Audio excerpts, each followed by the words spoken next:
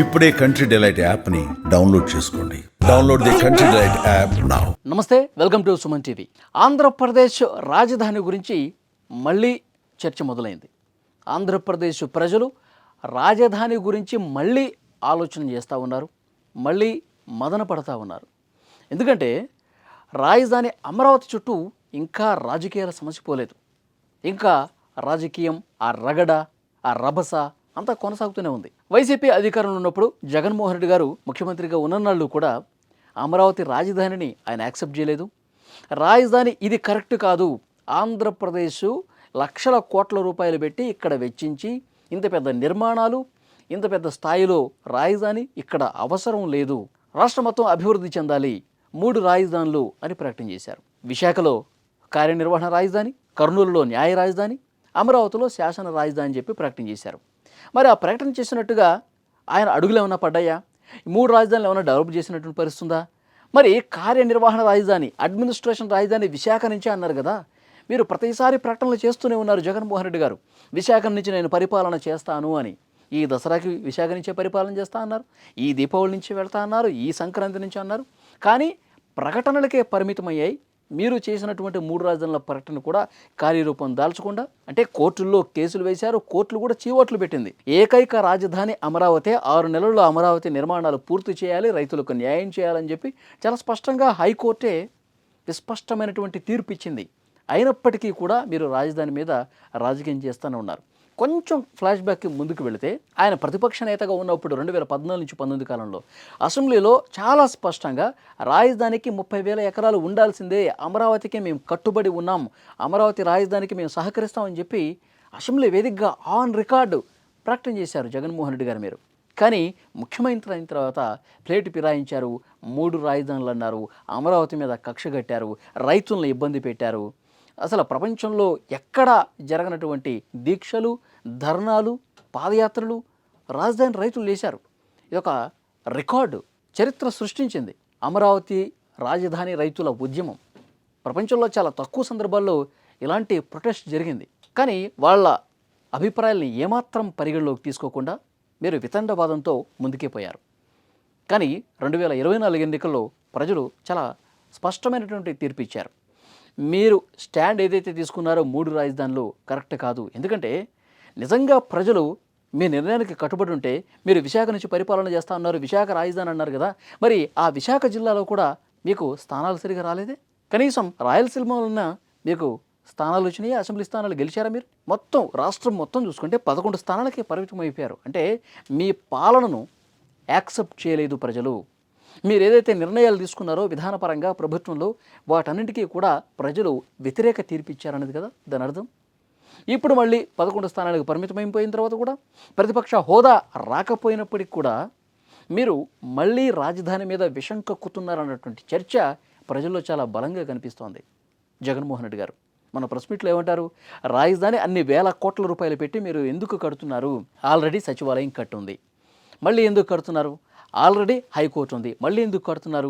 Already శాసనసభలు ఉన్నాయి, శాసనసభ ఉంది అమరావతిలో, మళ్ళీ ఎందుకు కడుతున్నారు అని చెప్పి మీరు మాట్లాడుతూ ఉన్నారే. యాక్చువల్గా చంద్రబాబు నాయుడు గారు కానీ కూటమి ప్రభుత్వంలో ఉన్నవాళ్ళు ఈ భవనాలు అనేవి పర్మనెంట్ అండి. అందులో ఉన్న సచివాలయం ఇప్పుడు కొత్తగా కట్టేటువంటి ఐకానిక్ టవర్స్లోకి వెళుతుంది. అందులో ఇన్నాళ్ళు నడిచినటువంటి శాసనసభ వేరే కొత్త బిల్డింగ్, అధునాతమైన బిల్డింగ్ కట్టిన తర్వాత వాటిలో నడుస్తాయి. బిల్డింగ్స్ ఏమి కూలగట్టరండి. మీరు ప్రజావేదికను కూల్చేసినట్టు కూటమి ప్రభుత్వం ఏవి ఇప్పుడు నడిచినటువంటి ఈ కార్యాలయాలను కూలగొట్టదు. వీటిని వేరే విధంగా వాడుకుంటారు. ఈ బిల్డింగ్స్ పర్మనెంటు, బిల్డింగ్స్ అదే విధంగా ఉంటాయి. వీటిలో ప్రభుత్వ విభాగాలు చాలా ఉన్నాయి, అవన్నీ కూడా ఇక్కడికి వచ్చి వర్క్ చేసుకుంటాయి. ఐకానిక్ టవర్స్ మన ప్రధానమంత్రి గారు శంకుస్థాపన చేశారు కదా, ఆ టవర్స్ అన్నీ కూడా 3 సంవత్సరాల్లో నిర్మితమవుతాయి. రాజధాని నిర్మిస్తాం, ఇక్కడ రైతులకు కూడా న్యాయం చేస్తాం, మళ్ళీ పండగ వాతావరణంలో మళ్ళీ ప్రధాని మోదీ గారే 3 సంవత్సరాల తర్వాత ఈ రాజధానిని ప్రారంభిస్తారు అని చెప్పి, అంటే నిర్మాణాలు చేసుకుంటూ అభివృద్ధి పదం వైపు ఈ కూటమి ప్రభుత్వం ముందుకు పోతుంటే మీకు కన్ను కొట్టి, ఇక్కడ రాజధాని నిర్మాణం జరిగిపోతే పేరంతా చంద్రబాబు నాయుడికే వస్తుంది, ఇక్కడ డెవలప్మెంట్ జరిగిపోతే, పెద్ద పెద్ద నిర్మాణాలు జరిగిపోతే, ప్రపంచ స్థాయి ఆధునికీకరణతో భవనాల నిర్మాణం జరిగితే మొత్తం కూడా కూటమి ప్రభుత్వానికి ప్లస్ అవుతుందని చెప్పి మీరు మళ్ళీ కక్షగట్టే విధంగా విషం చిమ్మే విధంగా మాట్లాడుతున్నారని చెప్పి ప్రజలు అభిప్రాయపడుతున్నారు. నేను కాదు చెప్పింది. జగన్మోహన్ రెడ్డి గారు మీరు ఇంకొక మాట చెప్పారు. ఇంత ఖర్చు ఎందుకు? గుంటూరు విజయవాడ మధ్యలో నాగార్జున యూనివర్సిటీ దగ్గర ఈ 2 సిటీస్ మధ్యలో ఒక 500 ఎకరాల్లో ఒక బిల్డింగ్ కట్టేస్తే సరిపోతుంది కదా అన్నారు. నిజంగా మీకు అలాంటి స్పృహే ఉంటే, మీకు అలాంటి ఆలోచనే ఉంటే జగన్మోహన్ రెడ్డి గారు గత 5 సంవత్సరాల కాలంలో 2019 నుంచి 24 వరకు మీరు ముఖ్యమంత్రిగా ఉన్నారు కదా, మరి 3 రాజుల ప్రకటన కాకుండా ఈ 2 సిటీస్ మధ్య ఒక 500 ఎకరాల్లో మీరు నిర్మించి చూపించాల్సింది కదా. మీకు నిజంగా వేల కోట్ల రూపాయలు బూడిద పాలవుతుంది, గంగ పాలవుతుందన్న అభిప్రాయం మీకుంటే మీరు ఆ రాజధాని నిర్మాణాన్ని 500 ఎకరాల్లో మీరు పూర్తి చేసి చూపించాల్సింది కదా. ఇదండి రాజధాని. చంద్రబాబు నాయుడు గారు ఇట్లా కట్టాలండి, ప్రజాధనాన్ని దుర్వినియోగం చేయకూడదండి అని మీరు చేసి చూపించాల్సింది. అంటే అధికారంలో ఉన్నప్పుడు ఒక స్టాండు, అధికారం పోయిన తర్వాత ఇంకొక స్టాండు. అంటే నష్టపోయేది ప్రజలేనండి. మీ రాజకీయ విధానాల వల్ల, మీరు రాజకీయ కక్షపూరితంగా వ్యవహరించడం వల్ల అంతిమంగా నష్టపోతుంది ఎవరు? ప్రజలు. ఇది గమనించట్లేదు. మీరు మాత్రం ఒక్కొక్క రాష్ట్రంలో ఒక్కొక్క ప్యాలెస్ కట్టుకుని దర్జాగా, విలాసంగా, వైభవపేతంగా మీ జీవనం సాగిస్తూ ఉన్నారు జగన్మోహన్ రెడ్డి గారు. కానీ ఆంధ్రప్రదేశ్ ప్రజలకు మిగతా రాష్ట్రాల్లో ఏ విధంగా అయితే రాజధాని ఉందో, హైదరాబాద్ లాగా, బెంగళూరు లాగా, చెన్నై లాగా ఇలాంటి రాజధానులు ప్రజలకు అవసరం లేదా? మీరు మాత్రం పెద్ద పెద్ద ప్యాలెస్లు, రిషికొండ ప్యాలెస్ని ఏ విధంగా నిర్మించుకున్నారో ప్రజలందరూ చూశారు. 600, 700 కోట్ల రూపాయలు పెట్టుకుని అంత విలాసవంతంగా ఆ భవనం నిర్మాణం ఎందుకు చేసుకున్నారు? మీరు భారతి గారు ఉండటానికి అంత పెద్ద విలాసవంతమైన భవనం అవసరమా?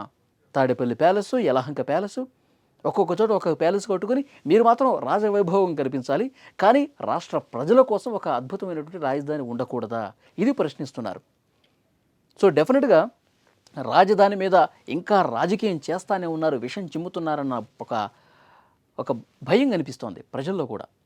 అక్కడ రైతాంగంలో కూడా ఇప్పుడిప్పుడు మనకి మంచి రోజులు వస్తున్నాయి, ఇప్పుడు మళ్ళీ రాజధాని నిర్మాణం అమరావతిలో జరుగుతోంది, మనం త్యాగం వృధా కాదు, మనం రైతులుగా మనం రాజధాని కోసం ఇచ్చినటువంటి భూముల్లో మళ్ళీ నిర్మాణాలు జరుగుతున్నాయని చెప్పి వాళ్ళ కళ్ళల్లో ఆనందం కనపడుతుంటే, మళ్ళీ మీరు ప్రెస్ మీట్లు పెట్టి రాజధాని మీద విషం కక్కుతుంటే వాళ్ళందరిలో ఒక భయం కనిపిస్తోంది. మళ్ళీ ఒకవేళ జగన్మోహన్ రెడ్డి గారు ముఖ్యమంత్రి వస్తే మన పరిస్థితి మళ్ళీ పాతాళంలోకి తొక్కేయబడుతుందా, మనకి భవిష్యత్తు లేదని ఒక ఆందోళన వాళ్ళలో కనిపిస్తోంది.